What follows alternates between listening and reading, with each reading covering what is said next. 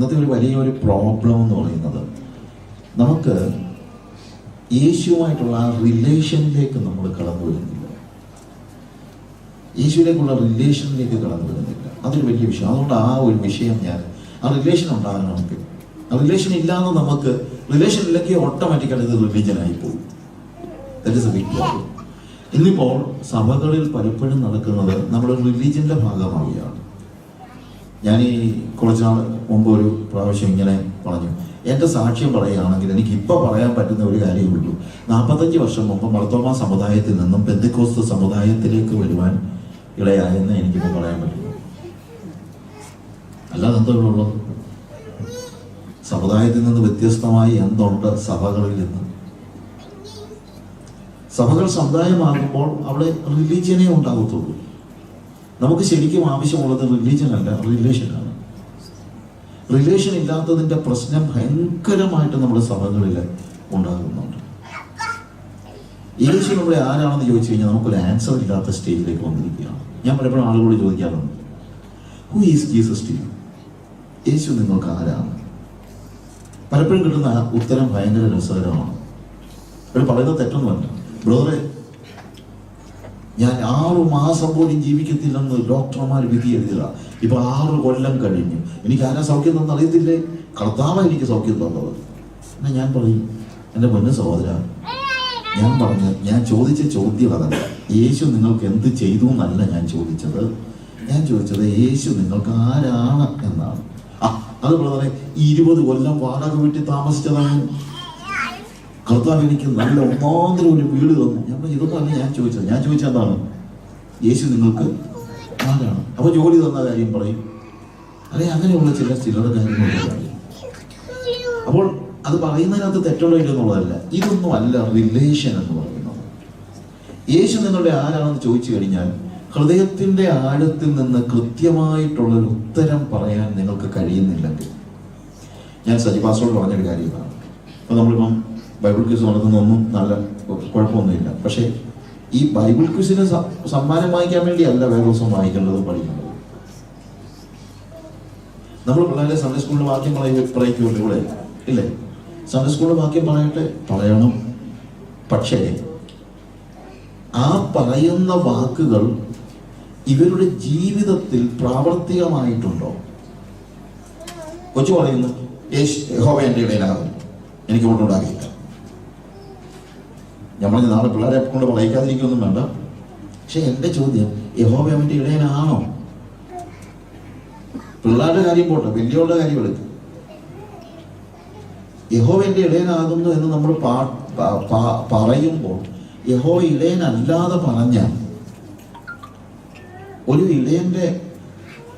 യഹോവൻ്റെ ഇടയനാണെങ്കിൽ എന്നെ നയിക്കുന്നത് എൻ്റെ ഇടയനാകും.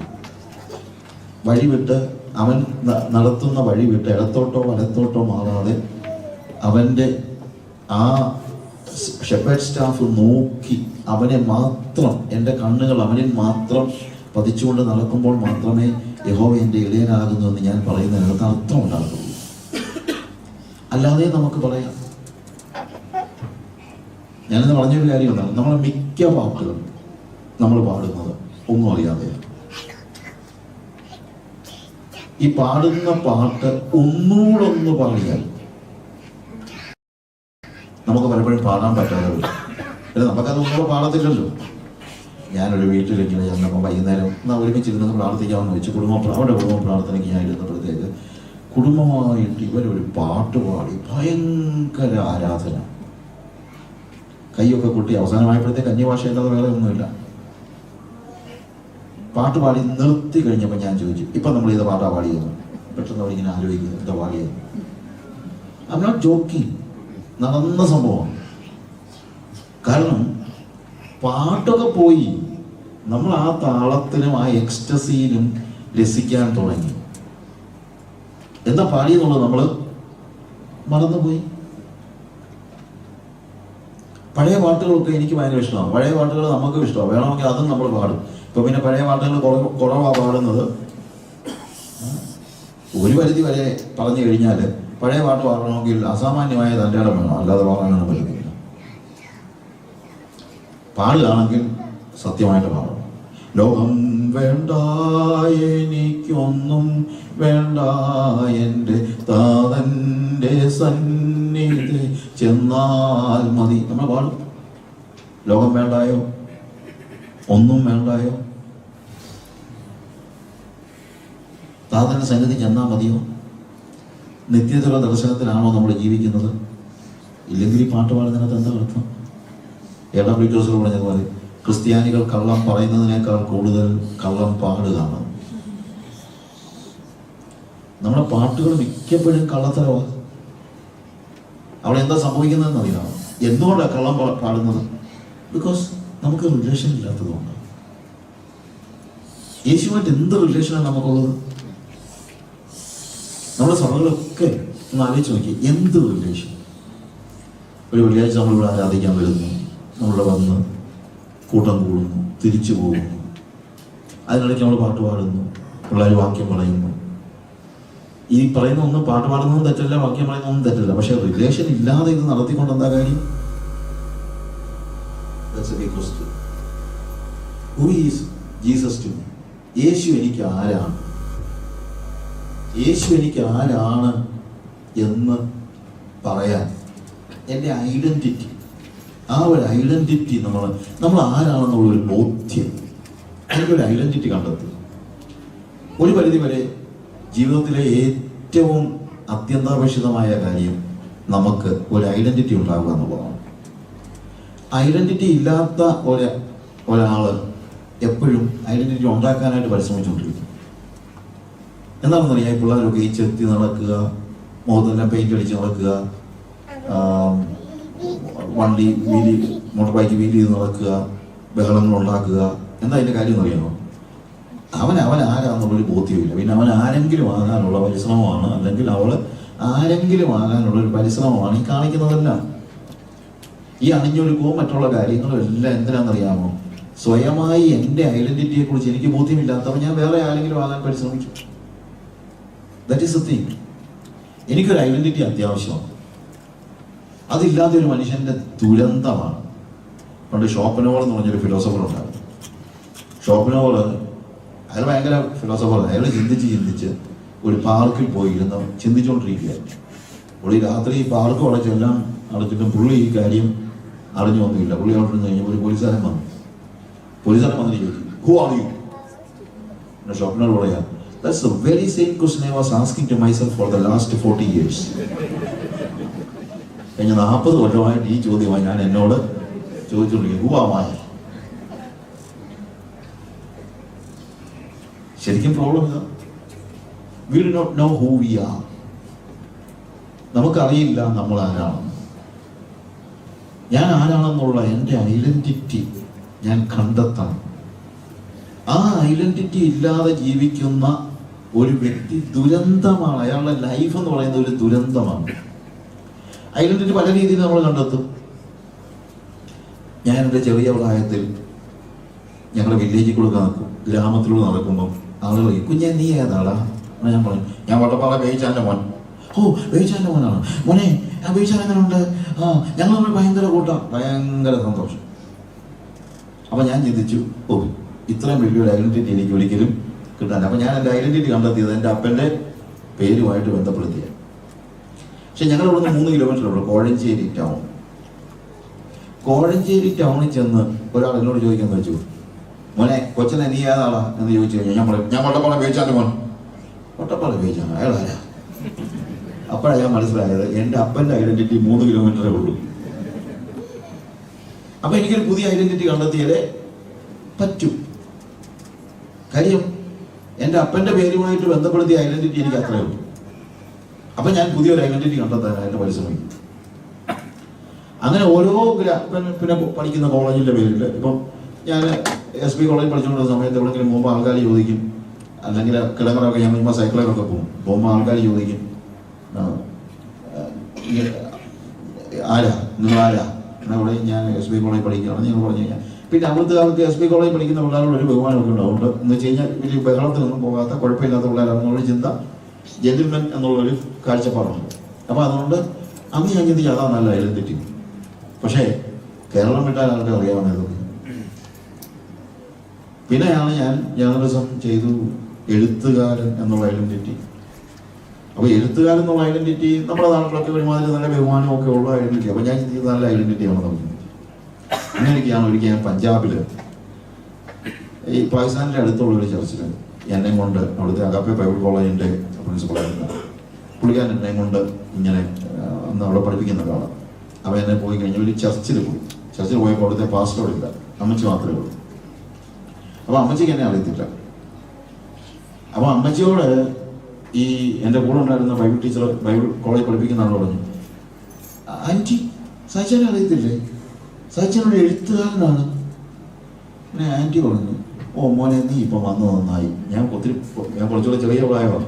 മോനെ നീ ഇപ്പം വന്ന് നന്നായി, നമ്മുടെ ഈ വാക്യമൊക്കെ എഴുതിയത് മാഞ്ഞു പോയാൽ. അതുകൊണ്ട് നീ ഇപ്പൊ വന്നത് നന്നായി, ഈ വാക്യമൊക്കെ എഴുതുമൊക്കെ അങ്ങ് മാഞ്ഞു പോയായിരുന്നു. അപ്പൊ അമ്മച്ചി എന്നിട്ട് ഞാൻ പെയിന്ററാണെന്നാ പെയിന്റർ എന്ന് പറയുന്ന പരിപാടി മോശമൊന്നും അല്ലെങ്കിലും അന്ന് ഞാൻ ചിന്തിച്ചൊരു കാര്യമുണ്ട്, ഇനി മേലെ വരാണ്ട് അടുത്ത് എഴുത്തുകാരനാണ് കോളേജ് പരിചയപ്പെടുത്തുന്നത്. അപ്പൊ നമ്മൾ ഉണ്ടാക്കിയെടുക്കുന്ന ഏത് ഐഡന്റിറ്റിയും അത് മനസ്സിലാകുന്നതിടയ്ക്കെല്ലാം ഉള്ള ഗുണം. അല്ലാത്തടത്ത് എന്താ കാര്യം? അപ്പൊ ലോകത്തിലെ ഞാൻ കണ്ടെത്തിയ ഐഡന്റിറ്റികളൊക്കെ, അല്ലെങ്കിൽ ലൗകികമായി എനിക്ക് ഉണ്ടാക്കാവുന്ന ഐഡന്റിറ്റിയൊക്കെ, അതിനെല്ലാം ഒരു പരിധിയുണ്ട്, എല്ലാത്തിനും ഒരു പരിധിയുണ്ട്. പക്ഷേ വേദപുസ്തകം പഠിപ്പിക്കുന്ന യോഹന്നാന്റെ സുവിശേഷം 1-ാം അധ്യായത്തിന്റെ 12-ാം വാക്യം വായിക്കുമ്പോൾ അവിടെ കാണുന്ന ഒരു കാര്യമുണ്ട്. But all who did receive him, who believed in his name, he gave them authority to become children of God. അവനെ കൈക്കൊണ്ട് അവന്റെ നാമത്തിൽ വിശ്വസിക്കുന്ന ഏവർക്കും ദൈവ മക്കളാകുവാൻ അവൻ അധികാരം. ഇതൊരു പുതിയ ഐഡന്റിറ്റിയാണ്. എന്താണ്? ദൈവമക്കൾ എന്നുള്ള ഐഡന്റിറ്റി. അവൻ ചൈൽഡ് ഓഫ് ഗോഡ്. ഞാൻ ഒരു ദൈവ പൈതലാണ്. അതൊരു ഭയങ്കര ഐഡന്റിറ്റിയാണ്. വാസ്തവത്തിൽ യേശു എനിക്ക് ചെയ്ത ഏറ്റവും വലിയ ഉപകാരം എന്ന് പറയുന്നത് എനിക്കൊരു വീട് തരുന്നതോ കാറ് തരുന്നതോ ഒന്നുമല്ല. The biggest thing Jesus did in my life, he made me his child. എന്നെ അവൻ അവൻ്റെ മകനാക്കി എന്നുള്ളതാണ് ഏറ്റവും വലിയ കാര്യം. എനിക്കിപ്പോൾ ഒരു ഐഡന്റിറ്റി ഉണ്ട്. എന്താണ്? I M A child of God. ഈ ഐഡന്റിറ്റി, എൻ്റെ അപ്പൻ്റെ പേരുള്ള ഐഡന്റിറ്റി 3 കിലോമീറ്റർ ഉള്ളൂ. എൻ്റെ പ്രൊഫഷൻ്റെ ഐഡന്റിറ്റി അത് മനസ്സിലാകുന്നുള്ളതൊക്കെ ഉള്ളൂ. പക്ഷേ ദ ചൈൽഡ് ഓഫ് ഗാഡ് എന്ന് പറയുന്ന ഈ ഐഡന്റിറ്റി 3 കിലോമീറ്ററോ 30 കിലോമീറ്ററോ 3000 കിലോമീറ്ററോ അല്ല. ഞാൻ ഇന്ത്യയിലാണെങ്കിലും കേരളത്തിലാണെങ്കിലും ഞാൻ ദൈവവേദനാണ്. കാശ്മീരിൽ പോയാലും ഞാൻ ദൈവവേദനാണ്. അമേരിക്കയിൽ പോയാലും ദൈവവേദനാണ്. ആഫ്രിക്കയിൽ പോയാലും ദൈവവേദനാണ്. ഓസ്ട്രേലിയയിൽ പോയാലും ദൈവവേദനാണ്. ലോകത്തിലെവിടെ പോയാലും ഞാൻ ആരാണ്? I M A child of God. നഷ്ടപ്പെട്ടു പോകാത്ത ഒരു ഐഡന്റിറ്റി. ഇനി ലോകത്തിൽ ഞാൻ ഏറ്റവും വലിയ ധനികനായാലും അമേരിക്കയുടെ പ്രസിഡന്റ് ആയാലും ചത്തു കഴിഞ്ഞാൽ തീർന്നില്ലേ? പക്ഷേ ഈ ഐഡന്റിറ്റിയുടെ പ്രത്യേകത ജീവിച്ചിരിക്കുമ്പോൾ മാത്രമല്ല, സ്വർഗത്തിൽ ചെന്നാലും ഞാൻ ദൈവവേദനാണ്. എന്തൊരു വലിയ ഐഡന്റിറ്റിയാണ് നോക്കുക. ഈ ചുമ്മാ വർത്തമാനം പറഞ്ഞൊരു കാര്യമില്ല. ഈ ഒരു ബോധ്യം, living as a child of God. If you know your identity, if you have found your identity in relation to God, if you have found your identity as a child of God, then it is your responsibility to live like that. ഞാൻ പറഞ്ഞ മനസ്സിലാക്കുക. ആ identity എന്നെ ത്രസിപ്പിക്കുന്നതായ ഐഡന്റിറ്റിയാണ്. എനിക്ക് ലോകത്തിൽ വേറെ ഒന്നും ആകണ്ട. ഞാൻ സംതൃപ്തനാണ് as a child of God. എനിക്ക് വേറെ ആരും ആകില്ല. എനിക്ക് അല്ലെങ്കിലും വേറെ, എനിക്കിപ്പോൾ മിനിസ്ട്രി പോലും വേറെ ആരും ആകുമെന്നും വേണ്ട. നമ്മളെ എല്ലാം പ്രശ്നം അറിയാമോ? ഈ ഐഡന്റിറ്റിയെ കുറിച്ച് ശരിയായ ബോധ്യം ഇല്ലാത്ത ആളുകളുടെ ഒരു വലിയ പ്രശ്നം, അവരെപ്പോഴും വേറെ ആരെങ്കിലും ഒക്കെ ആകാനായിട്ട് പരിശ്രമിക്കും. ഞാൻ എൻ്റെ മിഷണറീസിനോട് പറഞ്ഞിട്ടുണ്ട്, don't find your identity in relation with Jesus mission, make your identity in relation with Jesus. ഓർഗനൈസേഷന്റെ പേരിലുള്ള ഐഡന്റിറ്റി അല്ല വലുത്, ഏതെങ്കിലും സഭാ സംഘടനയുടെ പേരിലുള്ള ഐഡന്റിറ്റി അല്ല വലുത്. ഏറ്റവും വലുത് ദൈവ പൈതൽ എന്നുള്ള ഐഡന്റിറ്റി. അതെല്ലാവർക്കും ഉണ്ടാക്കാൻ പറ്റുന്നത്. നിങ്ങൾ ഓർഗനൈസേഷൻ്റെ ഭാഗമാണോ ഇല്ലയോ എന്നുള്ളതല്ല, ഏതെങ്കിലും ക്രെഡൻഷ്യൽസ് നിങ്ങൾക്കുണ്ടോ ഇല്ലയോ എന്നുള്ളതല്ല. ക്രെഡൻഷ്യൽസ് ഒക്കെ എനിക്ക് കാണും, ഇതൊന്നും ഞാൻ പറയുന്നില്ല. പക്ഷേ ഞാൻ എൻ്റെ ക്രെഡൻഷ്യൽസിലല്ല എൻ്റെ ഐഡൻറ്റിറ്റി കണ്ടെത്തിയിരിക്കുന്നത്. എൻ്റെ ഐഡൻറ്റിറ്റി ഞാൻ ഒരു ദൈവ പൈതൽ എന്ന നിലയിലാണ് ഞാൻ കണ്ടെത്തിയിരിക്കുന്നത്. എനിക്ക് വേറെ ആരും ആകാൻ മോഹമില്ല. ഏകദേശം ഒരു 30 വർഷം മുമ്പ് ഷാരൻ ഫെലോഷിപ്പിൻ്റെ ഒരു യൂത്ത് ക്യാമ്പ് ബോംബെ നടന്നപ്പോൾ, അന്ന് ഈ ബെന്നിഹീൻ ഇങ്ങനെ തിളച്ചിരിക്കുന്ന സമയമാണ്. അപ്പം യൂത്ത് ഫെലോഷിപ്പിൽ എല്ലാവർക്കും ബെന്നിഹീനെ പോലെ ആകണം, ബെന്നിഹീൻ്റെ ശുശ്രൂഷ ബെന്നിഹീനെ പോലെ. അപ്പോൾ ഞാൻ പറഞ്ഞു, എനിക്ക് ബെന്നിഹീനെ പോലെ ആകണ്ടാകും, എനിക്ക് ബെന്നിഹീൻ ആകണ്ടാകും. എന്നോട് ചോദിച്ചു അതെന്താ? അല്ല, ഞാൻ പറഞ്ഞു ഞാൻ എത്ര പരിശ്രമിച്ചാലും എന്താണെങ്കിലും ഞാൻ ബെന്നിഹീനാകത്തില്ല. ഓ, അതാ കാര്യമല്ലേ? ഞാൻ പറഞ്ഞു അത് തന്നെയല്ല. പിന്നെ ബെന്നിഹീൻ തലയിൽ കുത്തി നിന്നാൽ സാജു ആകത്തില്ല. ഞാൻ പറഞ്ഞ മനസ്സിലാക്കുക, എനിക്ക് ബെന്നിഹീനാകാൻ പറ്റത്തില്ലെന്നുള്ളത് ശരിയാണ്. പക്ഷെ ബെന്നിഹീൻ തലയിൽ കുത്തി നിന്നാലും സാജു ആകത്തില്ല. എനിക്ക് ഞാനായാൽ മതിയെന്നേ. I am happy because I am a child of God. That's enough for me. എനിക്ക് വേറെ ഒന്നും ആകണ്ട. ദൈവം എന്നെ ഏൽപ്പിച്ചിരിക്കുന്ന എന്തെങ്കിലും ശുശ്രൂഷ ഉണ്ടെങ്കിൽ ഞാൻ ചെയ്യാം. അതിപ്പം അതിൻ്റെ പേരിൽ ഒരു ഐഡന്റിറ്റി ഒന്നും ഉണ്ടാക്കിയെടുക്കാൻ എനിക്ക് ആവശ്യമില്ല. എൻ്റെ മിനിസ്ട്രിയുടെ പേരിൽ പോലും ഒരു ഐഡന്റിറ്റി ഉണ്ടാക്കിയെടുക്കാൻ എനിക്ക് ആഗ്രഹമില്ല. കാരണം എൻ്റെ മിനിസ്ട്രിയേക്കാളും എൻ്റെ ഓർഗനൈസേഷനേക്കാളും എൻ്റെ എല്ലാ പെരുമയേക്കാളും വലുതാണ് ദൈവ പൈതൽ എന്നുള്ള ഐഡന്റിറ്റി. അതിൻ്റെ ഏറ്റവും വലിയ ഗുണം, മറ്റൊരു പെരുമയും ഇല്ലാത്തവർക്കും ഈ ഐഡന്റിറ്റി ഉണ്ടാക്കാം. അതിനുവേണ്ടി നിങ്ങളൊന്നും പരിശ്രമിക്കേണ്ട കാര്യമോ വലിയ ആള് കളിക്കേണ്ട കാര്യമോ ഒന്നുമില്ല. എഴുത്തുകാരനും ആകണ്ട, പാട്ടുകാരനും ആകണ്ട, പ്രസംഗകനും ആകണ്ട. ഇതിനേക്കാളെല്ലാം വലുതാണ് ദൈവ പൈതൽ എന്നുള്ള ഐഡന്റിറ്റി. ആ ഐഡന്റിറ്റിയിൽ ഞാൻ എൻ്റെ സ്വത്വം കണ്ടുപിടിക്കുന്നില്ലെങ്കിൽ, എൻ്റെ ബീയിങ് അതുമായിട്ട് റിലേറ്റഡ് ആയിട്ട് ഞാൻ കൊണ്ടുപോകുന്നില്ലെങ്കിൽ, എൻ്റെ പ്രസംഗം വ്യർത്ഥം, എൻ്റെ പാട്ട് വ്യർത്ഥം, എൻ്റെ ശുശ്രൂഷ വ്യർത്ഥം, എൻ്റെ ഓർഗനൈസേഷൻ വ്യർത്ഥം, എല്ലാം. So if you ask me, I have only one question. If you ask me a question about my identity, I have only one thing to say: I am a child of God. ഞാൻ അതിനകത്ത് സംതൃപ്തനാണ്. കാര്യം ഇവിടെ പറയുന്ന വേദഭാഗത്ത് പറയുന്നത് അതിനകത്ത് ഏറ്റവും പ്രധാനപ്പെട്ട കാര്യം, അവനെ കൈക്കൊണ്ട് അവന്റെ നാമത്തിൽ വിശ്വസിക്കുന്ന ഏവർക്കും ദൈവ മക്കളാകുവാൻ അവൻ അധികാരം കൊടുത്തു. ഇന്നിപ്പം ഐഡന്റിറ്റിയെ കുറിച്ച് ചില കാര്യങ്ങളാണ് ഞാൻ പറയുന്നത്. അതിനകത്ത് ഇപ്പം ഒത്തിരി കാര്യങ്ങൾ ഉണ്ടെങ്കിലും എല്ലാം ഒന്നും പറയാനായിട്ട് നമുക്ക് ഇന്നിപ്പോൾ സമയം അനുവദിക്കുന്നില്ല. പക്ഷേ ഏറ്റവും പ്രധാനപ്പെട്ട രീതിയിൽ ഞാൻ പറയട്ടെ, ഈ ഒരു ഐഡന്റിറ്റി എങ്കിലും നമ്മളും നമ്മുടെ മക്കളും നമ്മളെ സഭയിലുള്ള കുഞ്ഞുങ്ങളും കണ്ടെത്തേണ്ടതുണ്ട്. ചോദിച്ചാൽ എല്ലാവരും പറയും ഞാൻ ദൈവപൈതലാണ്. പക്ഷെ ചോദിച്ചാൽ മാത്രം പോരാ, ഉറപ്പുണ്ടാകണം. കാര്യം ഈ ഐഡന്റിറ്റി എപ്പോഴും ക്വസ്റ്റ്യൻ ചെയ്യുന്ന പിശാചിന്റെ ഏറ്റവും വലിയ തന്ത്രം എന്നാന്ന് ചോദിച്ചു കഴിഞ്ഞാൽ ഐഡന്റിറ്റി ക്രൈസിസ് ഉണ്ടാക്കുക എന്നുള്ളതാണ്. ഈ ഐഡന്റിറ്റി ക്രൈസിസ് നമ്മൾ എല്ലാവരും നേരിടുന്നുണ്ട്. നമ്മളൊന്ന് പറഞ്ഞെന്ന് വെച്ചു, I am a child of God. പക്ഷേ അത് പറഞ്ഞിട്ടും കാര്യമില്ല. സാത്താൻ ചോദിക്കും, അതിനെന്താ തെളിവ്? യേശുവിന്റെ അടുത്ത് അവൻ ചോദിക്കുന്ന ആദ്യത്തെ ചോദ്യം അതാണ്. Have you noticed? യേശുവിന്റെ അടുത്ത് നിന്ന് പിശാച് ഒന്ന് ആദ്യം ചോദിക്കുന്നത് അറിയാം, you are saying that you are the son of God. അപ്പൊ അതിന് പറയുന്നതിന് പല കാരണങ്ങളുണ്ട്.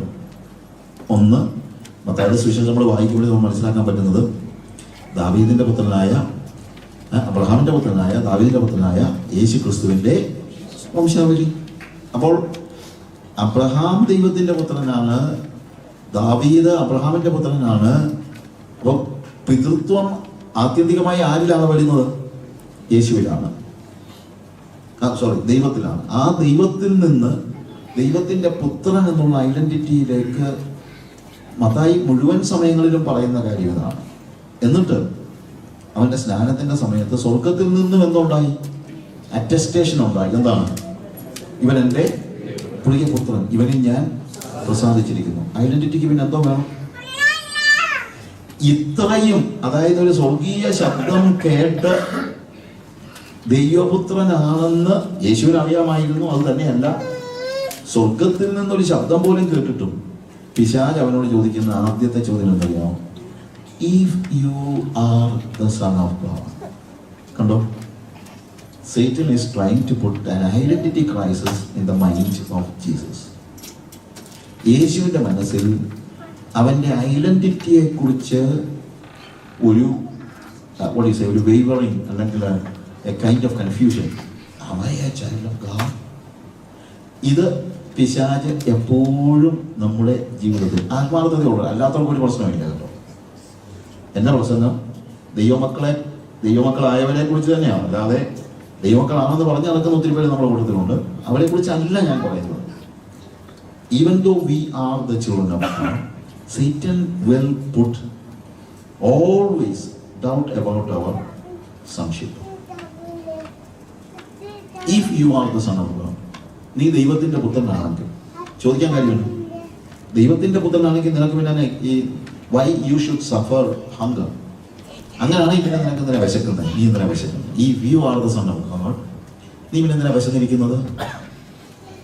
നമ്മളോട് പിശാച് ചോദിക്കുന്ന, നീ ദൈവവൈദ്യരാണെന്ന് പറഞ്ഞ് നടക്കുകയാണല്ലോ, എന്നിട്ട് എന്താ നിനക്ക് ഇങ്ങനെ നിന്റെ ജോലി എന്നാ പോയെ? നീ ദൈവവൈദ്യരാണെന്ന് പറഞ്ഞിട്ട് ഇതുവരെ നിനക്കൊരു വീട് വെക്കാൻ പറ്റാത്തത് എന്താ? നീ ദൈവവൈദ്യരാണെന്ന് പറഞ്ഞിട്ട് ഇപ്പോഴും നിനക്ക് എന്താ ഈ കഷ്ടത?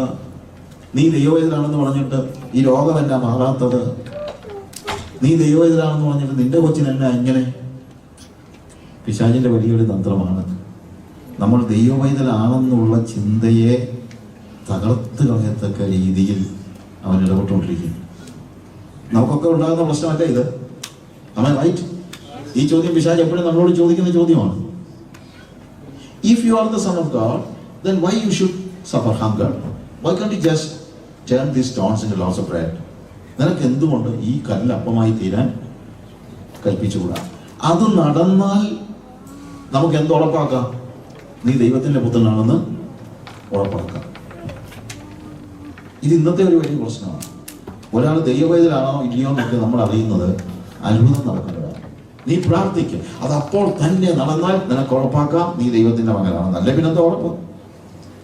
അതുകൊണ്ടാണ് നീ അത്ഭുതങ്ങളുടെ പുറകെ ആളുകളെല്ലാം പോകുന്നത്. അത്ഭുതം പ്രവർത്തിക്കുന്നവരെല്ലാം ദൈവത്തിന്റെ വലിയ അടുത്ത ആളുകളായിട്ടാണ് നമ്മൾ ചിന്തിക്കുന്നത്.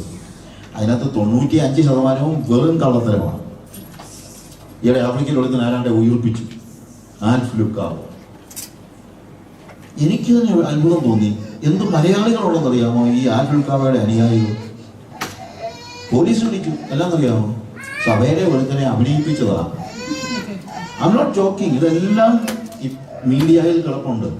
സഭയിലെ വെളുക്കനെ അവിടെ കിടത്തിയിട്ട് ഇപ്പോൾ ഉണർന്നു വാ, അവൻ ഇങ്ങനെ അവൻ ചത്തതൊന്നും അല്ല, അവിടെ ഡ്രംസ് വായിച്ചുകൊണ്ട് തീർക്കാനാണ്. അത്ഭുതം. അപ്പൊ നമ്മളെല്ലാം പറയും. എന്നോട് ഞാൻ കുവൈറ്റിൽ പ്രാവശ്യം ഈ കുറച്ച് മാസം മുമ്പാണ് ചെന്ന് കഴിഞ്ഞപ്പോൾ ആൽബുക്കാവോട്, ബ്രദർ ആഫ്രിക്കയിലാന്ന് പറഞ്ഞാൽ ആൽബുക്കാവയെ അറിയാമോ, TB ജോഷുവയെ അറിയാമോ, ബുഷീരിയെ അറിയാമോ? എല്ലാം കള്ളന്മാരാണ്. ഞാൻ കേരളത്തിൽ TB ജോഷുവയ്ക്ക് എതിരായിട്ട് പ്രസംഗിച്ച് കഴിഞ്ഞപ്പോഴത്തേക്ക് അത് അയാളുടെ യൂട്യൂബിൽ അങ്ങോട്ട് ആരാണ്ട് ഇട്ടു. എത്ര കമന്റ്സ് ആണെന്ന് അറിയാമോ? Who are you to judge the prophet?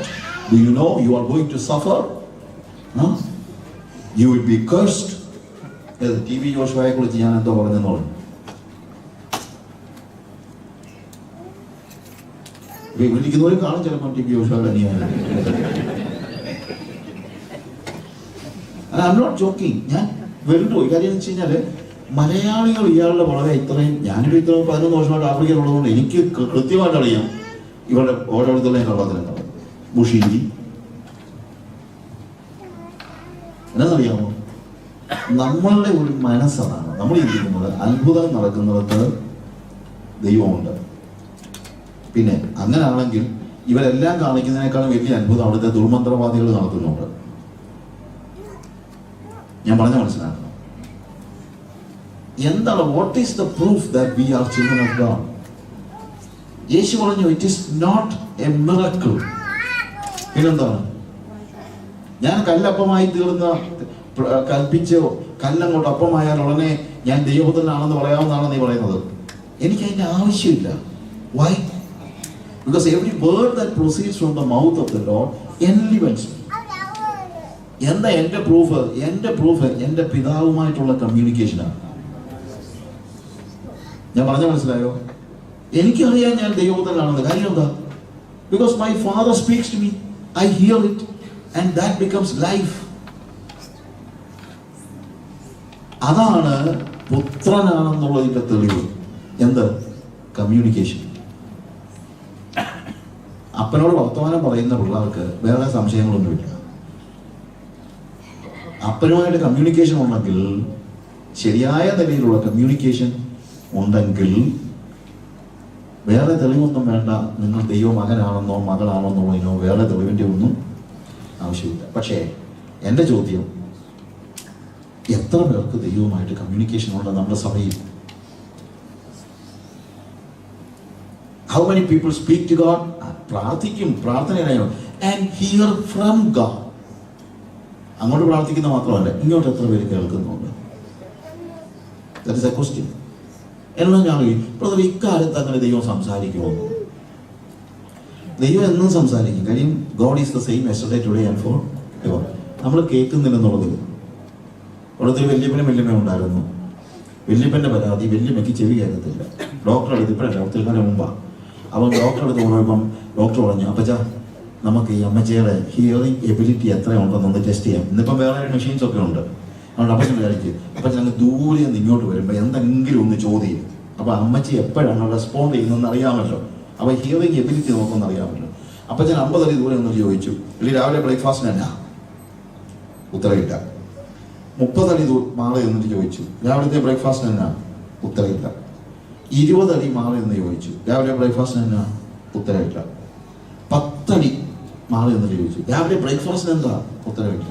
അടുത്ത് വന്നിട്ട് ചോദിച്ചു, എന്നെ രാവിലെ ബ്രേക്ക്ഫാസ്റ്റിന് എന്താ? എൻ്റെ അമ്മച്ചി പറയാം, എൻ്റെ മനുഷ്യനെ 5 പ്രാവശ്യമാണ് ഞാൻ പറയുന്നു ചപ്പാത്തി മുട്ടക്കറി വേണം.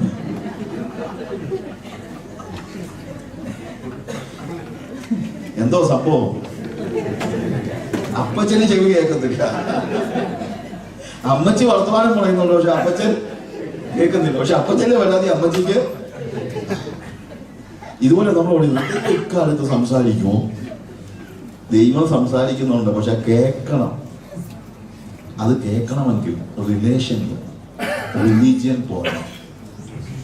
നിങ്ങളൊന്ന് പാട്ട് പാടാം, കൈ കൊട്ടാം, പ്രസംഗിക്കാം, ഇരിക്കാം, തുള്ളാം, ഒക്കെ നിങ്ങൾക്ക് ചെയ്യാം. Even without relation. റിലേഷനിൽ എന്ന് പറഞ്ഞാലും എല്ലാ മതങ്ങളിലും എക്സ്റ്റസി ഇല്ല. എരുമേലിൽ ആളുകൾ വേട്ട കൊള്ളുന്നില്ലേ? എന്തോ റിലേഷൻ ഉണ്ടായിട്ടാണ്. എക്സ്റ്റസി കൊണ്ട് മാത്രം നമുക്ക് ഒരിക്കലും പറയാൻ പറ്റില്ല. ഞാൻ പറഞ്ഞ മനസ്സിലാക്കണം.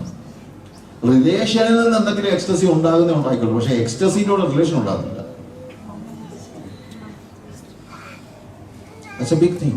നമ്മളോട് തന്നെ ചോദിക്കണം, what is my relationship with Jesus? Do I hear the voice of Jesus? Do I have the communication with Jesus? കർത്താവിനോട് സംസാരിക്കുന്നുണ്ടോ? That is the biggest identity. It's a child of God. അതാണ് നമുക്ക് ആവശ്യമായിരിക്കുന്നത്. ആ കമ്മ്യൂണിക്കേഷൻ നടക്കുന്നത് ആത്മാവിലാണ്. ശബ്ദം കേൾക്കാൻ നിങ്ങൾ നോക്കിയിരിക്കൊന്നും വേണ്ട.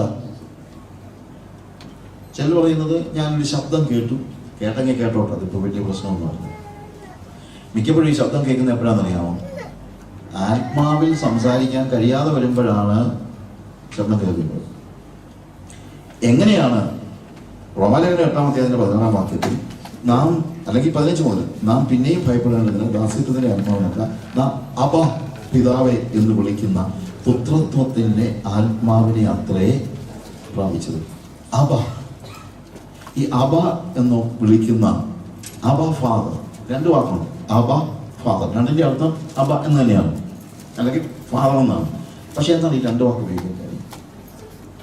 ഈ അബ എന്ന് പറയുന്നത് ശരിക്കും ഭവനത്തിൽ സ്വന്തം മക്കൾ വിളിക്കുന്ന വിളിപ്പേരാണ് അബ. നമ്മളാണെങ്കിലും, നമ്മളാരും വീട്ടില് ഇംഗ്ലീഷുകാരൊക്കെ ചിലപ്പോൾ വിളിക്കുമായിരിക്കും. നമ്മൾ മലയാളികൾ സാധാരണ അപ്പനെ കയറി ഫാദർ, കാണുമ്പോൾ പിതാവേ എന്നൊക്കെ പറഞ്ഞാണോ സംസാരിക്കുന്നത്?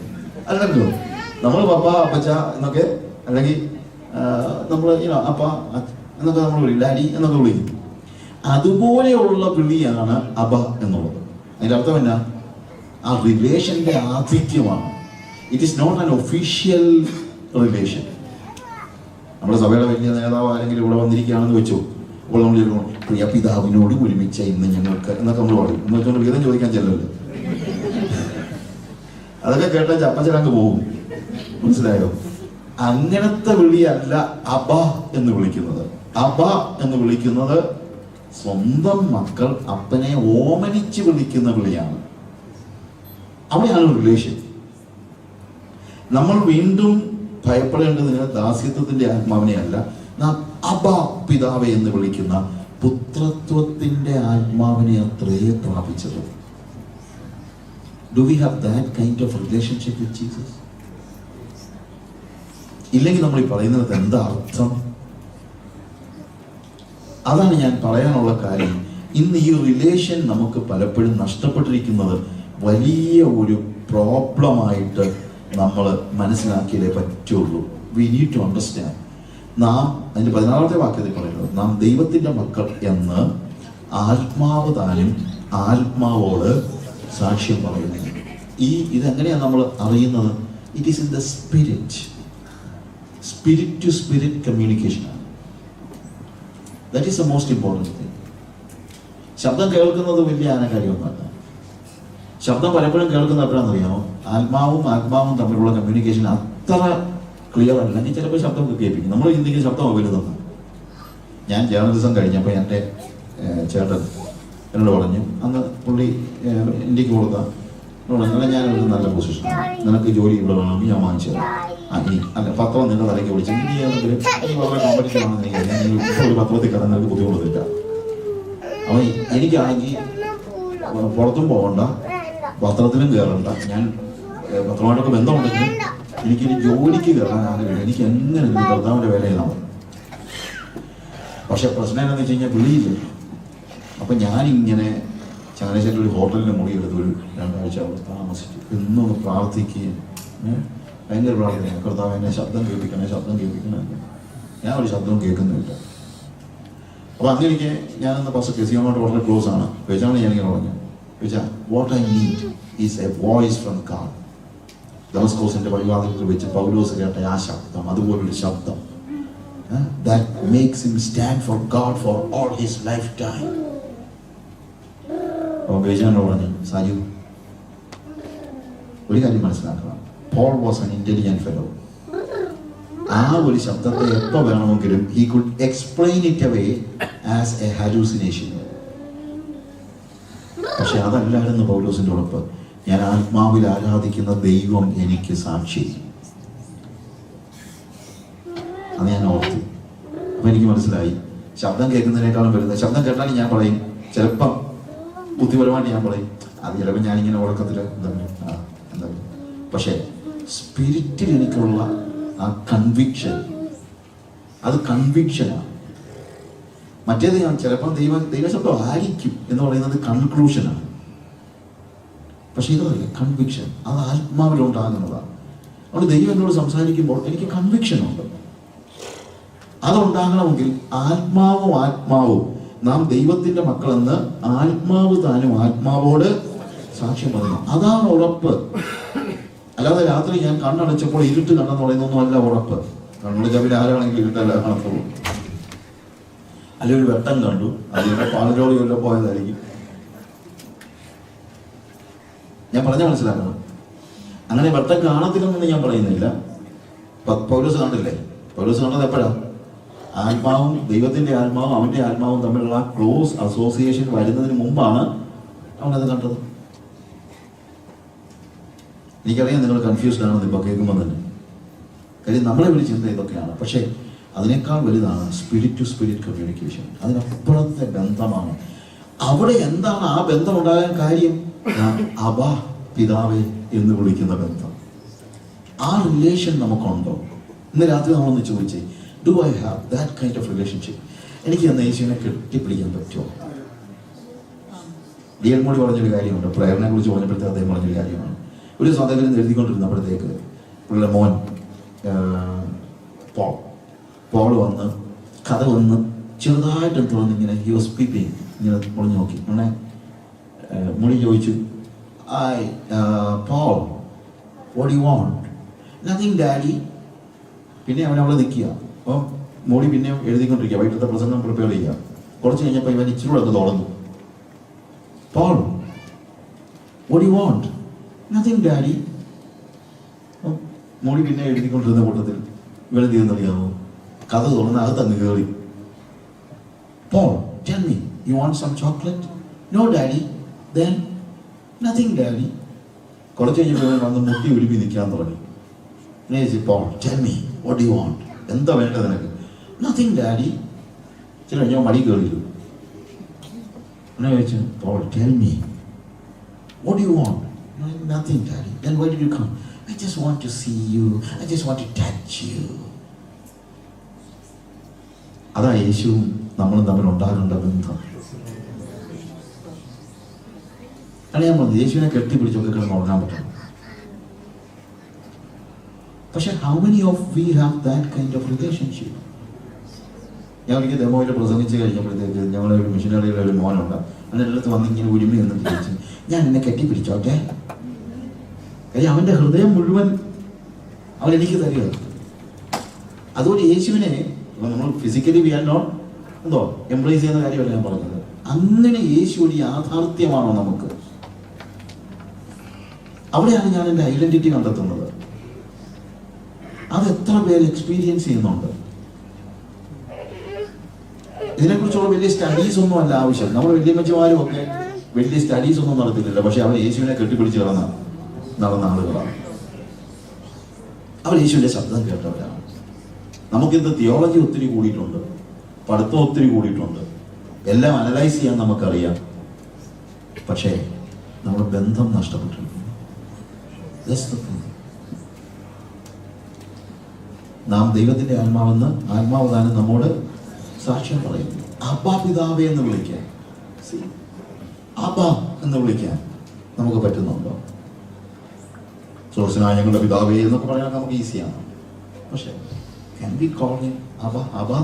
അബ്ബാന്നോട് കുഞ്ഞുങ്ങളൊക്കെ ചില കുഞ്ഞുങ്ങൾ ഈസിയായിട്ട് പറയും, എൻ്റെ യേശുപ്പച്ച എന്നൊക്കെ പറയും. അതാ ശിശുക്കളെ പോലെ ആയി വന്നാലേ നമുക്ക് ദൈവരാജ്യത്തിൽ കിടക്കാൻ കഴിയുള്ളൂ.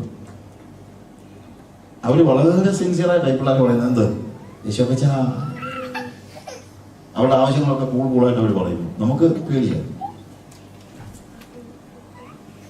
Do we have that kind of relationship? ഞാൻ എൻ്റെ വാക്കുകൾ അവസാനിപ്പിക്കണമെന്ന് ഞാൻ ചോദിക്കുന്നു, നമ്മളോട് തന്നെ ചോദിക്കുന്നു. യോഹന്നാന്റെ ലേഖനം 1 യോഹന്നാൻ 3-ാം അധ്യായത്തിന് 1 മുതലുള്ള വാക്യങ്ങൾ വായിക്കുമ്പോൾ, കാൺമീൻ നാം ദൈവമക്കൾ എന്ന് വിളിക്കപ്പെടുവാൻ പിതാവ് നമുക്ക് എത്ര വലിയ സ്നേഹം നൽകിയിരിക്കുന്നു. ശരിക്കും യേശു ക്രൂശിൽ മരിച്ചത് എന്തിനാണെന്നറിയാമോ? നമ്മളെ ദൈവമക്കളാക്കാൻ, അല്ലാതെ വേറെ ഒന്നുമല്ല. കാൺമീൻ നാം ദൈവമക്കളെന്ന് വിളിക്കപ്പെടുവാൻ പിതാവ് നമുക്ക് എത്ര വലിയ സ്നേഹം നൽകിയിരിക്കുന്നു. ഇതൊരു കോസ്റ്റ്ലി ആയിട്ടുള്ളൊരു കാര്യമാണ്. എന്നെ ദൈവമകനാക്കുവാൻ കാൽവരി ക്രൂശിൽ മരിച്ചു. അത് എൻജോയ് ചെയ്യുന്നില്ലെങ്കിൽ നാം ഇന്നതാകുമെന്ന് നമ്മൾ ഇതുവരെ പ്രത്യക്ഷമായിട്ടില്ല. പക്ഷെ അവൻ പ്രത്യക്ഷനാകുമ്പോൾ നാം അവൻ ഇരിക്കുന്നത് പോലെ ആകേണ്ടതാകുമുണ്ട്. അങ്ങനെയാണ് ശരിക്കും ട്രാൻസ്ലേഷൻ. നാം അവനോട് ആകുമെന്ന് നമ്മൾ, അല്ലെങ്കിൽ സദൃശന്മാരായിക്കൊണ്ട് വേണം നമ്മൾ അവനെ എതിരേൽക്കാൻ. മകനായി കഴിഞ്ഞാൽ അപ്പനെ പോലെ വളരണം. അതിനാ മകനാകുന്നത്. അപ്പോൾ ദൈവമകനാണെന്ന് വെറുതെ പറഞ്ഞാൽ മാത്രം പോരാ. ദൈവമകനാണെങ്കിൽ അപ്പനെ പോലെ വളരണം, അപ്പനെ പോലെ ജീവിക്കണം, അപ്പനെ പോലെ സംസാരിക്കണം. ഇന്ന് രാത്രി നമ്മൾ ഇവിടുന്ന് പോകുമ്പോൾ ഈ ഐഡന്റിറ്റി നമ്മളെ മാറ്റി മറിച്ചിട്ട് വേണം തിരിച്ചു പോകാൻ. അബ എന്ന് വിളിക്കത്തക്ക രീതിയിലുള്ള ഒരു റിലേഷൻ കൊള്ളണം. ഒഫീഷ്യലായിട്ട് പിതാവേ എന്നൊന്ന് പറയുന്നത് മാത്രമൊന്നുമല്ല. വലിയ തിയോളജി ഒന്നും പറയുന്നത്, തിയോളജി പറയുന്നത് ഞാൻ എതിരൊന്നുമല്ല. പക്ഷെ വേറെ കാര്യമുണ്ട്, തിയോളജി പോലും നമ്മളെ ഈ റിലേഷനിലേക്ക് നയിക്കണമെന്ന് നിർബന്ധമില്ല. നമ്മളിന്ന് പലപ്പോഴും ഫോളോ ചെയ്യുന്നത് റിലീജിയനാണ്, റിലേഷനല്ല. നമ്മുടെ സഭകൾ പലപ്പോഴും നമുക്ക് തരുന്നത് റിലീജിയനാണ്, റിലേഷനല്ല. അതുകൊണ്ട് എന്താ, നമ്മുടെ കുഞ്ഞുങ്ങൾക്ക് യേശുവായിട്ട് ബന്ധമില്ല, നമുക്കില്ല, നമ്മുടെ കുഞ്ഞുങ്ങൾക്കില്ല. നമ്മുടെ കുഞ്ഞുങ്ങളൊക്കെ അവർക്ക് എത്ര പേർക്ക് ഞാൻ പലപ്പോഴും ചോദിക്കാറുണ്ട്, നമ്മൾ എത്ര കുഞ്ഞുങ്ങൾ നമ്മൾ പറയാതെ വേദപുസ്തകം വായിച്ച് നമ്മൾ എത്ര പിള്ളേരുണ്ട്? നമ്മൾ പറഞ്ഞാൽ ചിലപ്പോൾ പിള്ളേർ വായിക്കുമായിരിക്കും. ഒന്നും അല്ലാതെ ഞാനൊക്കെ ആണെങ്കിൽ കട്ട് വേദപുസ്തകം വായിച്ച ആളാണ്. എന്ന് വെച്ച് കഴിഞ്ഞാൽ ഞാൻ 24 hours വേദോസം വായിച്ചു നടന്നപ്പോൾ ഞാൻ സമുദായത്തിൽ നിന്ന് വന്നതല്ലേ, എൻ്റെ അപ്പനും അമ്മയൊക്കെ ചിന്തിച്ചു എനിക്ക് ഭ്രാന്ത് വിളിച്ചു. ശരിക്കും literally they thought I was mad. കാര്യം ഹൈസ്കൂളിൽ പഠിക്കുന്ന 12 വയസ്സുള്ള ചെറുക്കൻ, 13 വയസ്സുള്ള ചെറുക്കൻ 24 hours ബൈബിൾ വായിച്ചുകൊണ്ടിരിക്കുന്നുണ്ട്. ഞാൻ ആക്ച്വലി അവർക്ക് അതേ ചിന്തിക്കാൻ പറ്റുള്ളൂ. പക്ഷെ നമ്മളെ എത്ര കുഞ്ഞുങ്ങൾ ഇന്ന് ഒളിച്ചിരുന്ന് വേണ്ട, തനിയെ പോയിരുന്ന് വേദോസം വായിച്ച് ധ്യാനിച്ച് ദൈവസന്നിധിയിൽ ആത്മാവിൽ കർത്താവിനോട് സംസാരിക്കുന്ന അബ എന്ന് വിളിക്കുന്ന ഒരു ബന്ധത്തിലേക്ക് പോലെ നമ്മുടെ കുഞ്ഞുങ്ങൾ കഴിയുന്നുണ്ടോ? കഴിയണമെങ്കിൽ നമ്മൾ അങ്ങനെ കാണിച്ചില്ലേ പറ്റും. നമ്മുടെ ഐഡന്റിറ്റി എന്താണ്?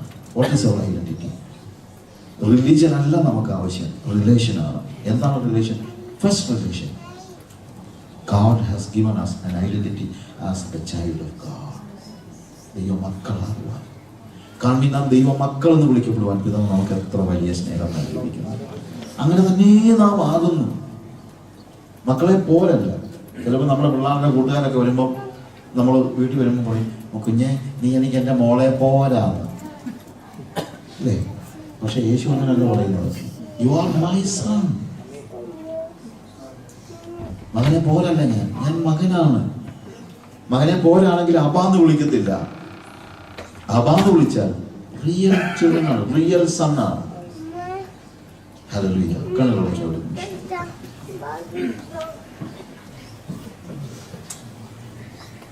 നമ്മളതിനെ ഒന്ന് ചോദിച്ചേ,